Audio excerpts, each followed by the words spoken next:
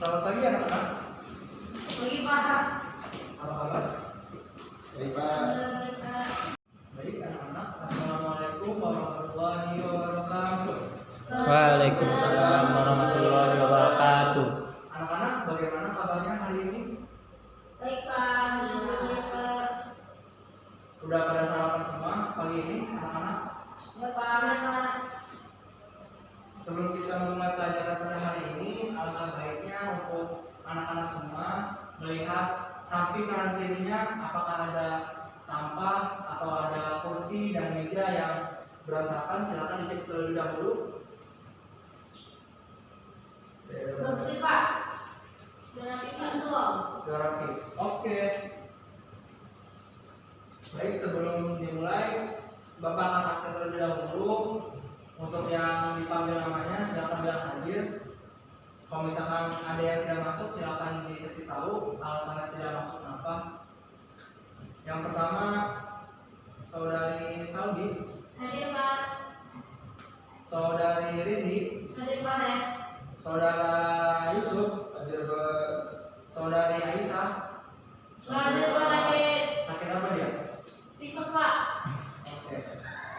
Sebelum kita mulai, alangkah baiknya kita doa terlebih dahulu ya untuk saudari Aisyah yang sedang kena penyakit tipes agar disembuhkan dari penyakitnya dan dikembalikan seperti sedia kala dan bisa bergabung kepada kita untuk mengikuti kelas-kelas yang akan kita ikuti.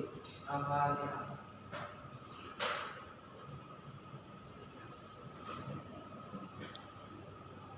Baik.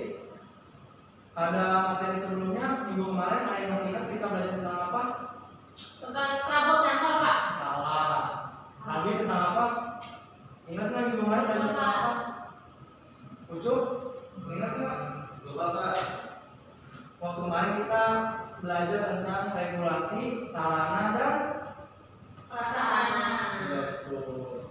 Coba yang masih ingat nggak pengertian dari regulasi, sarana dan prasarana itu apa? Kalau salah regulasi itu tentang ini Pak. Tentang apa ya saya lupa kan? Regulasi itu kayak ini Pak, peraturan dalam. Iya peraturan Pak. Peraturan dan peraturan Ya sarana. Pak. Dari ini ada tambahan? Coba Pak, peraturan regulasi itu yang mengatur tentang peraturan dan prasarana dalam kantor sekolah. Untuk saudari Salbi, Aturan hukum yang dikeluarkan oleh pemerintah yang mengatur tentang standar sarana Pak. betul. Berarti semuanya masih ingat ya pelajaran kita yang sebelumnya. Pada pertemuan kali ini kita akan belajar tentang otomatisasi tata kelola sarana dan prasarana. Emang itu ini Pak. Apa? Saudara? Itu nggak jelas Pak, saya terus. Kamu kemarin nggak masuk kali. Itu udah jadi Pak jadi. Selanjutnya kita akan belajar tentang yang pertama K3 perkantoran. Apa itu K3 perkantoran? Itu Pak keselamatan, kesehatan sama kesejahteraan sih. Betul, betul. Keselamatan, Kesehatan, Perkamanan. keamanan, tapi kesejahteraan.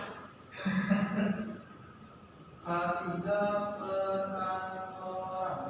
Itu Pak jelas. Yang pertama, Keamanan Pak. keamanan. Yang kedua, Kesehatan. Kesehatan. kesehatan, betul. Benar nggak? Benar. Yang ketiga, Keselamatan. keselamatan. Pintar teman-teman Pak. Sebelum dipelajari udah tahu. Baik Pak. Oke, selanjutnya yaitu apa sih pengertian dari K3 perkantoran itu? Bisa dilihat juga pada slide yang Bapak presentasikan. Pengertian K3 yaitu bidang yang terkait dengan kesehatan, benar? Keselamatan, betul Bang Polis? Betul. Betul. Kesejahteraan, Aman. Aman. Tadi saya bilang tadi tadi yang aman siapa? Keselamatan siapa dari itu? Benar. Tahu semua. Saya tadi jawabnya kalau kesejahteraan betul. Betul. Bela diri saya. Bapak kita sudah belajar. Nggak salah. yang bekerja di perkantoran maupun lokasi proyek supaya lebih teliti dalam mengerjakan proyek yang akan dikerjakan. Adapun selanjutnya yaitu agar memudahkan kita dalam memahami apa arti K3, maka kita dapat merujuk pada pendapat beberapa ahli mengenai pengertian K3, yaitu keamanan, kesehatan, dan keselamatan. Lanjut. Nah, adapun pengertian dari K3 perkantoran menurut Mathis dan Jackson, yang pertama yaitu kegiatan yang menjamin terciptanya kondisi kerja yang aman, terhindar dari gangguan fisik dan mental, melalui pembinaan dan pelatihan, pengarahan dan kontrol terhadap pelaksanaan tugas.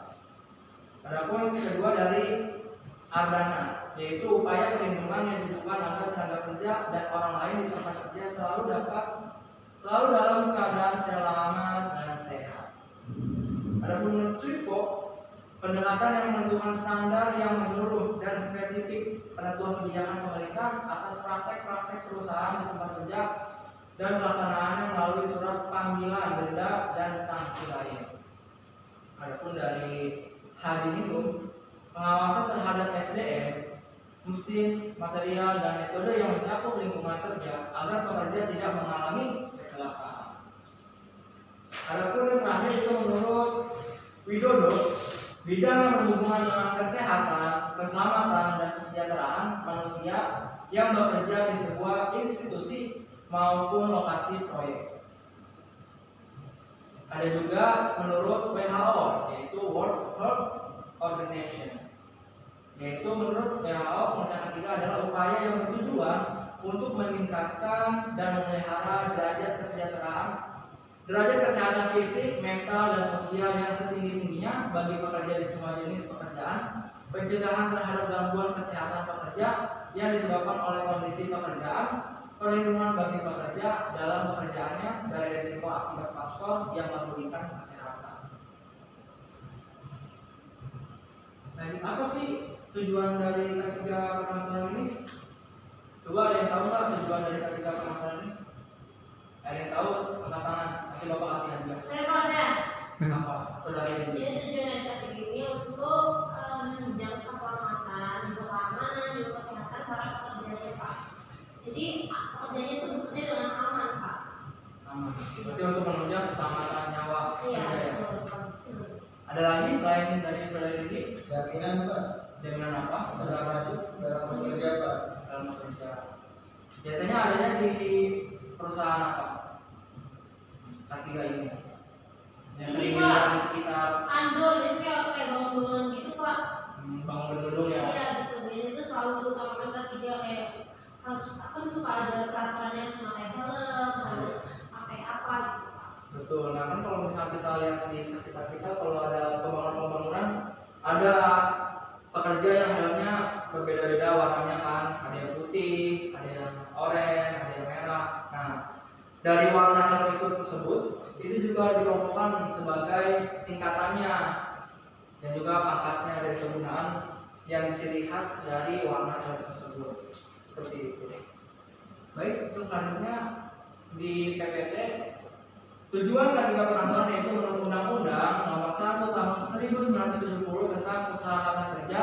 Tujuan dari K3 adalah mencegah terjadinya kecelakaan dan sakit dikarenakan pekerjaan. Yang mau menulis silakan sambil ditulis. Untuk melindungi dan memelihara kesehatan dan keselamatan tenaga kerja sehingga kinerjanya dapat meningkat. Untuk menjaga dan memastikan keselamatan dan kesehatan semua orang yang berada di lingkungan kerja. Untuk memastikan sumber produksi terpelihara dengan baik dan dapat digunakan secara aman dan juga efisien. Apa itu efisien, saudara Abdul? Efisien Pak? Ya, Pak. Coba jelaskan. Gimana ya? Lebih ke arah Apa? gimana sih Pak itu Pak? Gak mau bahasnya apa Pak? Dan apa tuh benar tuh Bermanfaat. Ya semua sumber Optimal. alat tuh ya optimal benar Pak. Lebih optimal. Ya. Dari saudari Salbi, apa itu efisien menurut Salbi? Sama Pak, efisien itu barang-barangnya kayak optimal gitu Dalam penggunaan Pak. dalam penggunaannya. Untuk saudari Rindi yang lagi nulis-nulis ini. Sama aja Pak. Sama Saya apa? setuju dengan ucup dan Safi. Jadi fashion itu tidak mubazir dalam membuang barang, jadi dibeli karena kebutuhannya. Oke, betul. Semuanya nggak ada yang salah. Baik, kita lanjut kepada ruang lingkup K3 perkantoran.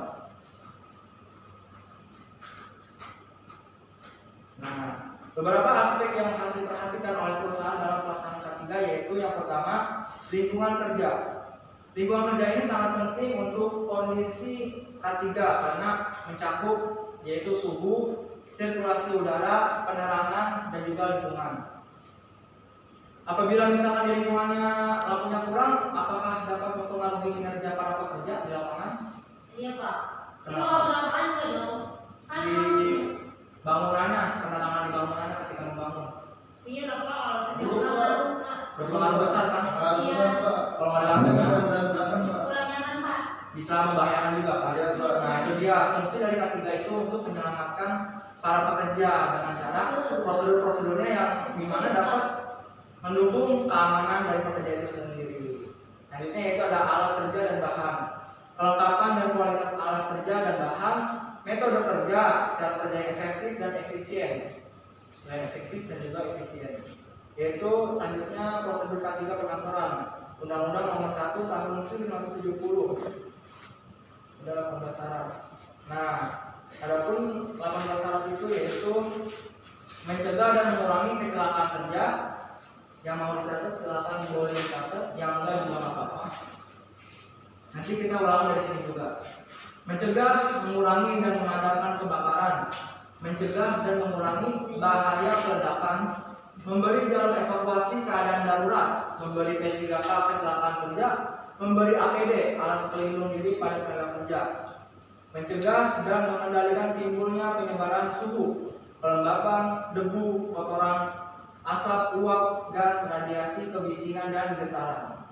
Mencegah dan mengendalikan penyakit akibat PAK, yaitu PAK singkatan dari penyakit akibat kerja ya, dan keracunan. Yaitu selanjutnya penerangan yang cukup dan sesuai, terus suhu dan kelembaban udara yang baik, menyediakan ventilasi yang cukup. Kalau misalkan ventilasi yang nggak cukup, apa yang dirasakan oleh Panas. panas ya? Kalau nggak ada AC juga panas ya? Benar? Iya Pak. Terus memelihara kebersihan, kesehatan, dan ketertiban, keserasian tenaga kerja, peralatan, lingkungan, cara, dan proses kerja. Keserasian tenaga kerja, peralatan. Kalau misalkan tenaga kerjanya banyak, terus peralatannya kurang, apa yang terjadi? Coba, nganggur aja Pak. Yang ada nggak efisien Pak. Nggak efisien, betul. Karena orang banyak tapi Kurang. jadi banyak yang nggak produktif. Selanjutnya yaitu mengamankan dan memperlancar pengangkutan manusia, binatang, tanaman, dan barang. Mengamankan dan memelihara segala jenis bangunan, mengamankan dan memperlancar bongkar muat, perlakuan dan penyimpanan barang, mencegah terkena aliran listrik berbahaya, menyesuaikan dan menyempurnakan keselamatan pekerjaan yang resikonya bertambah tinggi.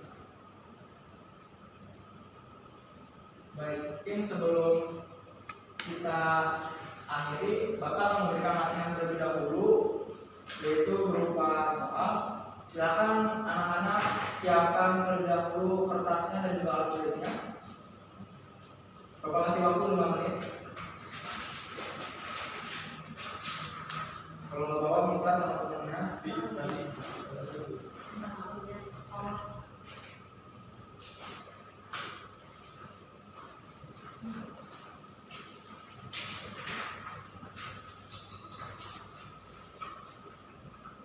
Sudah bersiap semuanya?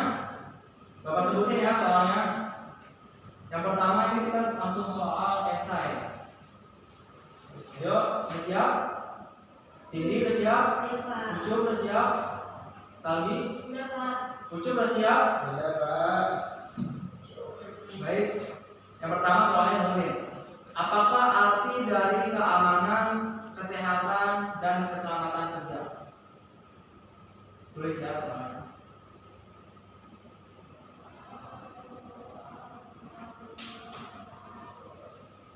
Udah? Sebutkan unsur-unsur penunjang kesehatan jasmani.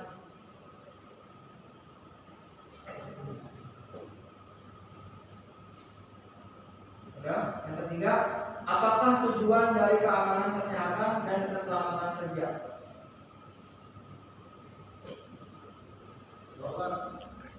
Apakah tujuan dari keamanan, kesehatan, dan keselamatan kerja? Nah, nomor 4, sebutkan unsur penunjang keselamatan kerja.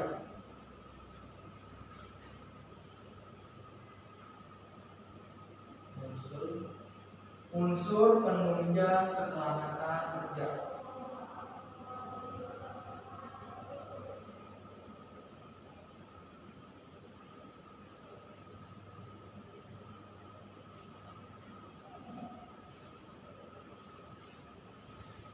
Udah ya. Bapak kasih waktu selama 3 menit. Apa? Nggak ada, sampai kemana aja. Bapak kasih waktu selama 6 menit ya untuk mengerjakan sesuai kemampuan dan pengetahuan masing-masing.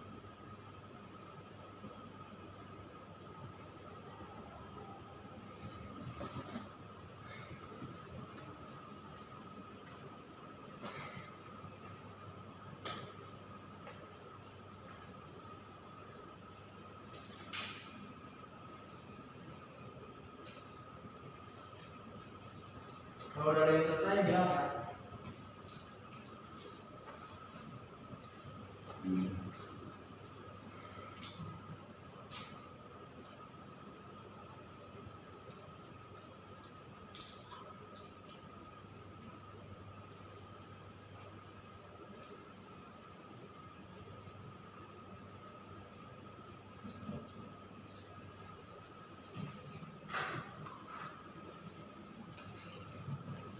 Jadi apa kalau selesai? Ini kumpulin.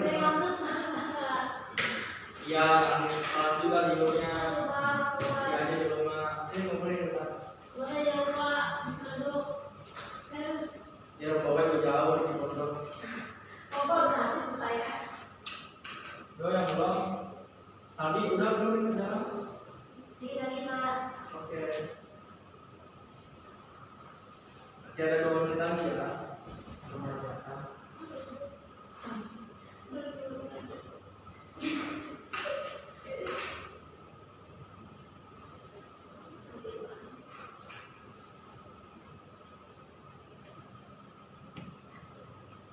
Coba udah selesai? Belum. 1,5 menit lagi ya waktunya. Kalau yang udah langsung kumpulin ke depan.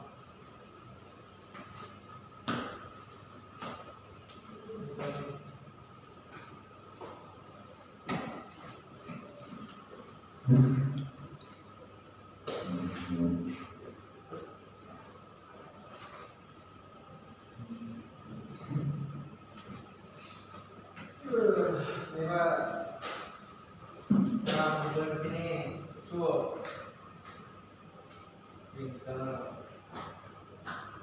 Untuk nilai yang di kertas ini nanti Bapak koreksi di rumah sebagai tambahan nilai kalian untuk kita UAS besok. Nah, adapun untuk PR atau pekerjaan rumah Bapak sudah siapkan untuk masing-masing, yaitu tugasnya yang pertama, ayo jangan main HP dulu, dengerin Bapak dulu. Tugas yang pertama yaitu melakukan identifikasi terhadap peralatan K3 perkantoran sesuai dengan fungsinya. Nanti kalian dibuat seperti tabel saja ya, tabel analisis. Bisa dimengerti? Bisa Pak. Ucup bisa dimengerti? Bisa Kak. Rini bisa dimengerti? Bisa Pak. Nah, untuk tabel keduanya yaitu mengobservasi kelengkapan K3 di sekolah. Untuk sekolahnya bebas, boleh SD, boleh SMP, boleh SMA. Yang penting sekolah kalian sendiri. Saya nggak di sekolah Pak. Saya nggak di sekolah sendiri.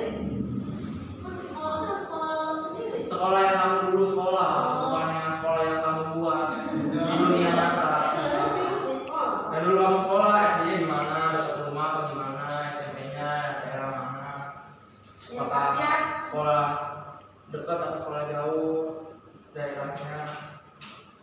Ya, untuk ini tugas individu dikumpulkan pada pertemuan kita kedua di minggu depan. Sekaligus juga nilai ini dan juga nilai yang ini akan Bapak gabungkan menjadi tambahan untuk nilai kita UAS nanti. Jadi kalau misalkan nanti nilai UAS kalian ada yang kecil atau naudzubillah mencari di bawah KKM, di bawah KBM, di bawah nominal penilaian yang ditetapkan oleh sekolah, nanti nilai tugas ini dan juga ini yang dibuat PR ini bisa menambah nilai kalian di UAS nanti. Bisa dipahami? Bisa Bisa, Pak. Ada yang ingin ditanyakan mengenai tugas ini? Pak, deadline-nya kapan? Deadline-nya, Pak, deadline. Ya, dan tadi saya sudah bilang minggu depan di dalam kemudian Ah, Pak, saya kemana? dikumpulkan. Saya nggak tahu, Pak. Tapi ada yang ditanyakan mengenai tugas ini? Sudah cukup, Pak. Cukup? Ya, cukup Pak. Nanti kabarin ke temannya yang nggak masuk ya. Ah, Nanti Pak, males. Aisyah lagi sakit, DBD. Mau, saya. Tipes Pak tadi Pak. Oh, tipes ya? Oh, DBD. Saya sosial, Pak. Oke, tipes tadi.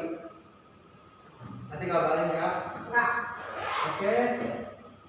Sekian dari Bapak untuk materi kita hari ini, tidak banyak-banyak karena kalau banyak anak kita lihat pusing.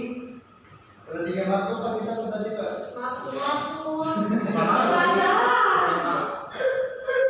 SMK ini SMK. Salah dulu, maklum.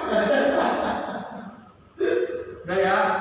Ya, Pak, saya Apabila ada kekurangan dari Bapak, mohon dimaafkan. Apabila ada kelebihan, mohon dimanfaatkan. Cuci tangan sampai bersih. Cukup sekian, terima kasih. Sekian dari Bapak. Wassalamualaikum warahmatullahi wabarakatuh. Waalaikumsalam warahmatullahi wabarakatuh.